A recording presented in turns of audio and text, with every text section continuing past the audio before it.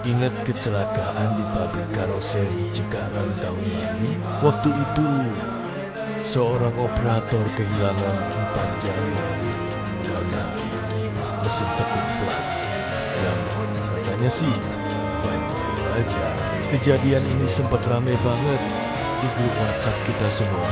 Korban udah pakai sarung tangan, udah pakai sepatu safety, bahkan kacamatanya juga lengkap. Pertanyaannya, kok bisa tangannya masuk ke mesin? Nah, ini yang jarang kita bahas.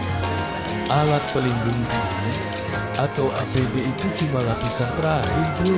Masih ada monster yang lebih jahat dari sekedar mesin yang menyala.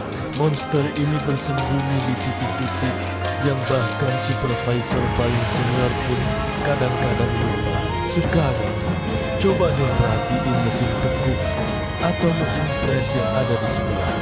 Waktu mesin itu bergerak, ada satu titik di mana dua permukaan saling mendekat, kayak gunting dan gunting. Nah, itu yang kita sebut shear point atau titik potong. Analoginya gampang aja.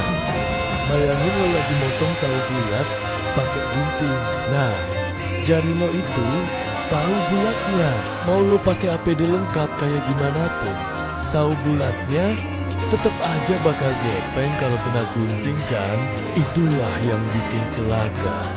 Meskipun lo udah pakai sarung tangan yang paling tebal sekalipun. Jadi, sarung tangan gak akan bisa nahan kekuatan mesin pres. Itu sebabnya kita harus jaga jarak dari titik-titik seperti ini. Selanjutnya, ada yang namanya pinch point atau titik jepit. Lo pernah nggak waktu lagi naik sepeda, terus ujung jilbab atau celana lo nyangkut dan ketarik sama rantainya? Nah, itu dia contoh pinch point dalam kehidupan sehari. Di pabrik, terutama di mesin pupuk atau conveyor, titik jepit ini ada di mana-mana. Roda gigi yang berputar, sabuk yang berjalan, itu semua suka narik apa aja yang ada di dekatnya tanpa peras.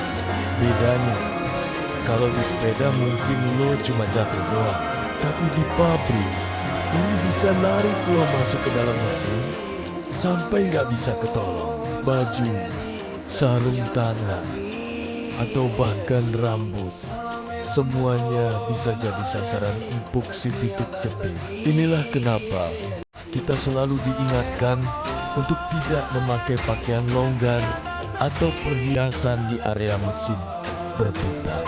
Nah, yang paling serem ketiga adalah lap point atau titik lilit. Ini adalah jagoannya mesin-mesin tua atau mesin yang punya bagian berputar dengan kecepatan tinggi. Bayangin, lo lagi pakai kemeja yang agak longgar, terus lo berdiri dekat mesin bubur yang lagi muter kencang. Ada beban lepas sekecil apapun yang nyangkut di putaran mesin itu, dalam 1 detik lo bisa langsung kelilit dan kebalik. Lo nggak perlu nyentuh mesinnya langsung, cukup bajunya aja yang kena. Makanya rambut panjang yang gak ikat atau ujung baju yang double itu musuh nomor 1 di area mesin berputar. Bahayanya instan dan seringkali fatal. Jadi, pastikan rambut selalu terikat rapi dan pakaian selalu pas di badan. Jangan ada yang menjuntai. Terus, kenapa sih mesin tua sering dibilang lebih berbahaya? Bukan karena mesinnya jahat, tapi karena dia udah capek. Gas atau penutup pengamannya mungkin udah longgar karena dorong mesin selama bertahun-tahun. Tumbel emergency-nya bisa jadi udah aus, atau yang lebih parah, sengaja di-bypass sama orang biar produksi lebih cepat. Mesin-mesin baru biasanya lebih pintar. Dia bisa kasih semua ke kita. Gue lagi error nih, tapi mesin tua dia diam-diam aja, nggak ngasih tanda-tanda, terus tiba-tiba makan kalau kita lengah sedikit. Jadi, jangan pernah percaya 100% sama mesin tua cuma karena dia kelihatan baik-baik aja selama ini. Anggapan seperti itu yang sering bikin kita celaka. Biar kita semua lebih aman, gue mau kasih checklist singkat 5 menit yang bisa lo lakuin setiap hari sebelum mulai kerja. Gampang kok, inget aja singkatan rapat. R, rem darurat. Coba tes tombol emergensinya, pencet dan pastikan mesin langsung mati total.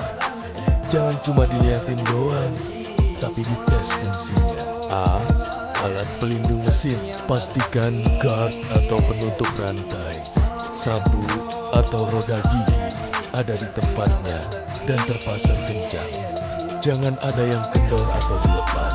Panjang, periksa putaran. Sebelum nyerahin mesin, pastikan gak ada baju, rambut, atau kain lap yang posisinya bisa keisak atau kelilit sama bagian yang berputar. A, area bersih. Coba sapu dulu area sekitar mesin. Pastikan gak ada tumpahan oli yang bikin licin atau serpihan besi yang bisa bikin lo kesandung.